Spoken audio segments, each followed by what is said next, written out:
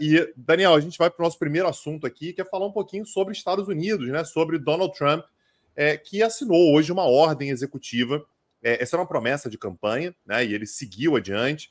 Uma ordem executiva que basicamente esvazia quase por inteiro o Departamento de Educação dos Estados Unidos. A gente sabe, Daniel, que ele gostaria de encerrar, fechar definitivamente, lacrar a porta do Departamento de Educação, mas para isso tem que passar pelo parlamento, né, pelo Congresso, e para isso teria que conseguir pelo menos 60 votos no Senado. Conseguir 60 votos no Senado está complicado, porque os republicanos têm 53 senadores, os republicanos têm 47. Isso teria que levar, portanto, a 7 senadores democratas votarem a favor de um encerramento, que é uma pauta claramente trumpista, o que provavelmente não vai acontecer, mas basicamente o que Trump vai fazer é: se eu não posso encerrar, eu vou esvaziar ao máximo. Esse processo de esvaziamento do Departamento de Estado já vinha acontecendo. É um departamento que empregava pelo menos cerca de 4.000 funcionários. Ele mandou embora cerca de 1.300, foi uma daquelas canetadas, Daniel, tão comemoradas por ele e pelo Elon Musk. E agora, portanto, você vai ter uma outra canetada que vai esvaziar ainda mais esse departamento. Só para a gente ter uma ideia, Daniel, em 2024, esse departamento ele teve um orçamento de 268 bilhões de dólares. Isso significa cerca de 4% do orçamento federal norte-americano. E agora, portanto, esse valor vai cair dramaticamente. A justificativa do governo americano, Daniel, é de que o governo federal não tem que se ocupar com a educação, e a educação ela passa, portanto, para os estados. A gente sabe, Daniel, que os Estados Unidos têm uma tradição federalista muito forte, aliás, muito mais forte do que o próprio Brasil, e o governo americano diz, né, o governo Trump, né, a gestão de Donald Trump, diz que, olha, esse departamento foi criado em 1979, de lá para cá, esse departamento consumiu 3 trilhões de dólares e não trouxe resultados significativos.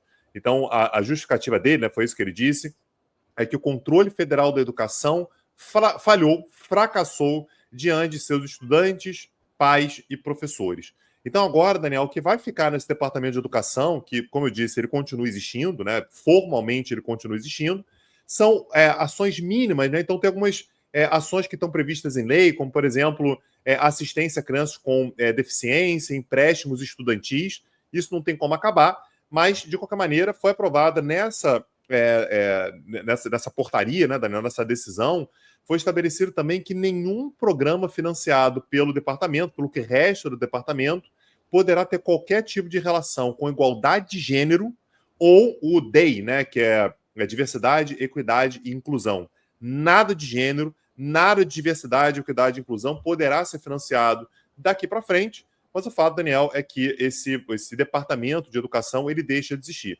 É claro que quando a gente fala que vai acabar o departamento de educação, Daniel, isso não quer dizer que a educação vai deixar de existir, que vai deixar de haver dinheiro, mas isso vai passar a ser, a partir de agora, de caráter estadual. Isso tem vantagem em termos de uma certa agilidade, tudo, mas os Estados Unidos eles deixam de ter meio que um programa unificado de educação e se torna uma pauta basicamente regional, local. Então você deixa de ter agentes do governo americano que estão ali supervisionando uma ideia de educação nacional. Isso tende, Daniel, a ampliar as assimetrias de educação. E a gente sabe, Daniel, que se você aumenta as assimetrias de educação, você aumenta lá na frente as assimetrias de tudo, né? Tudo acaba se tornando um pouco mais assimétrico. Não por acaso, um monte de procuradores gerais de estados governados por democratas já tinham entrado com ações na justiça para tentar impedir esse desmantelamento.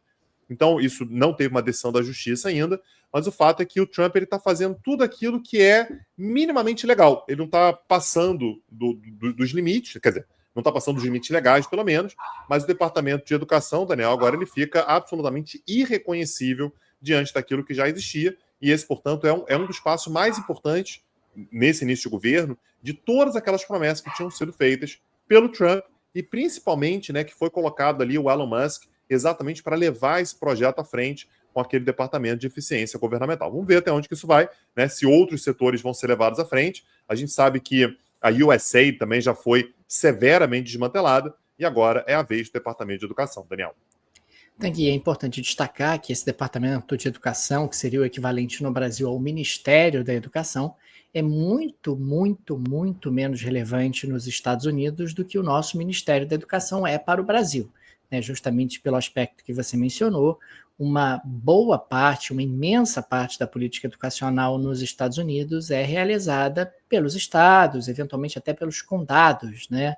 Dentro de cada estado. De qualquer forma, você acaba meio que jogando o bebê fora junto com a água do banho, né? Se você tem críticas ali ao Departamento de Educação, você pode fazer reformas, você pode redesenhar políticas, você pode ter métricas para dizer, olha, essa política não é boa, essa política não é efetiva, ou então você pode ter, eventualmente, até uma pegada um pouco mais conservadora, porque você tem uma visão de mundo mais conservadora. Acho que tudo isso é do jogo. Mas você simplesmente trabalhar para a extinção é um pouco estranho, né? Não ter ali um mínimo de presença e de atuação do governo federal no que diz respeito ao aspecto educacional. Isso pode trazer implicações, pode trazer consequências para uma série de situações, uma série de pesquisas, e é algo que vai ter que ser observado, vai ter que ser acompanhado com atenção.